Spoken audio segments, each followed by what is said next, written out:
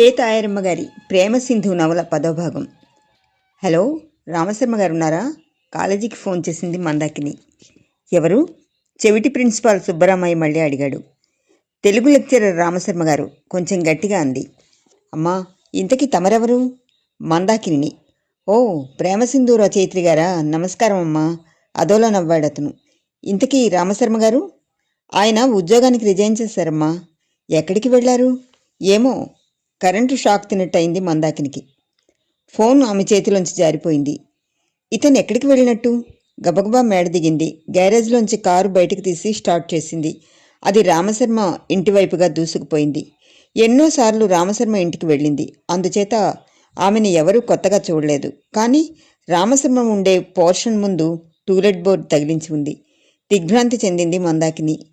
ఇతను ఎందుకు వెళ్ళిపోయినట్టు? మాట మాత్రంగానైనా తనతో చెప్పలేదు. ఇంకెక్కడైనా ఉద్యోగం దొరికిందా? లేక ఎటైనా వెళ్ళిపోయాడా? ఏం జరిగింది? క్షణకాలం అలా కారును ఆనుకుని నిలబడింది.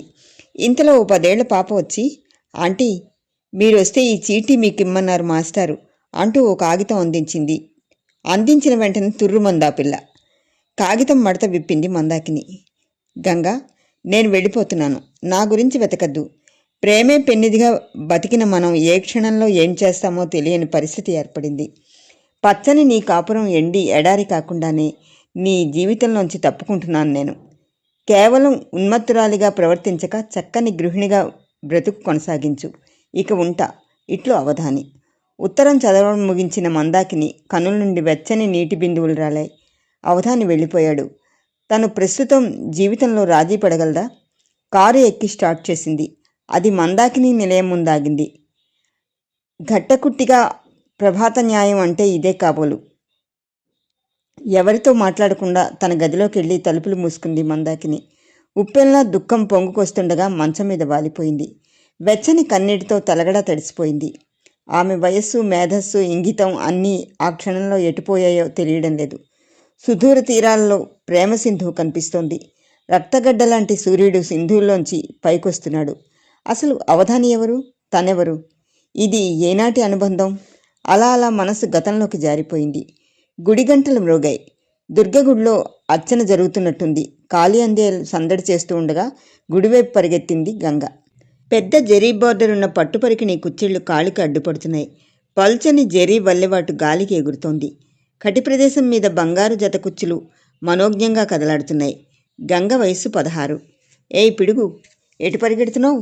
గుడికి కొంచెం దూరంలో ఉన్న వెలగ చెట్టు మించి దూకాడు అవధాని. నీకోసమే, పద ప్రసాదం తీసుకుందాం అంది అవధాని చెయ్యి అందుకుంటూ. ఎప్పుడూ తిండి గొడవే. వినాయకుడి మీద భక్త, ఉండ్రాళ్ళ మీద భక్త అన్నట్టు. ఇంతకీ మీ నాన్న దూర్వాసులు గారు నిన్నేమీ అనలేదా? మా నాన్న ఎవరితోటో మాట్లాడుతున్నారు. ఈ అదును చూసుకుని మా అమ్మని మభ్యపెట్టి గుడికి అని చెప్పి వచ్చాను. ఓహో, ఏదో ఆలోచిస్తూ నడుస్తున్నారు అవధాని. ఏమిటి ఆలోచిస్తున్నావు? ఏం లేదు.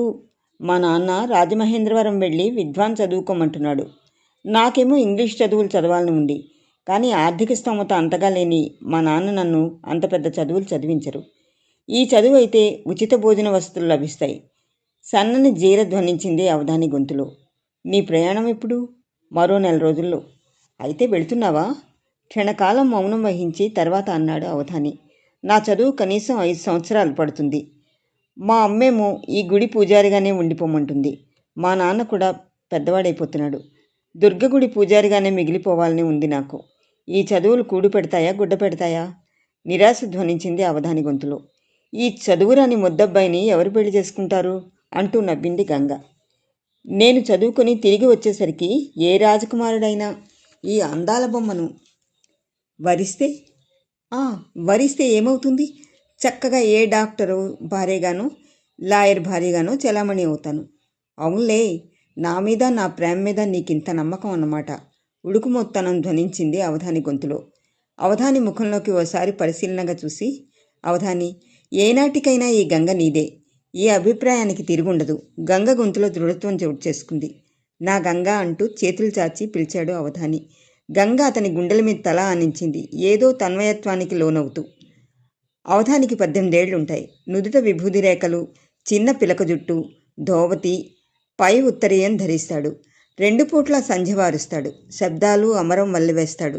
దుర్గాష్టకం పఠిస్తాడు. తండ్రి ఒంట్లో అస్వస్థతగా ఉంటే గుడిలో అమ్మవారి అర్చన జరిపిస్తాడు. ఒక్కోసారి పూజారి గారు అంటూ ఉంటుంది గంగ. నువ్వు దుర్గ పూజారివి, నేను నీ పూజారిని అంటూ నవ్వుతూ ఉంటుంది. అవధాని గంగ స్వయాన మేనత్తమైన బిడ్డలు. ఊహ తెలిసిన నాటి నుండి కలిసిమెలిసి తిరుగుతున్నారు. వారి వయసుతో పాటే వారి ప్రేమ కూడా దినదిన ప్రవర్ధమానం అవుతోంది. కానీ నిత్య దరిద్రం వరిస్తోంది అవధాని కుటుంబాన్ని. దుర్గ పూజ తప్ప మరేమీ మిగలని నిరుపేద కుటుంబం వారిది. 4 ఆడపిల్లల మధ్య అవధాని ఒక్కడే.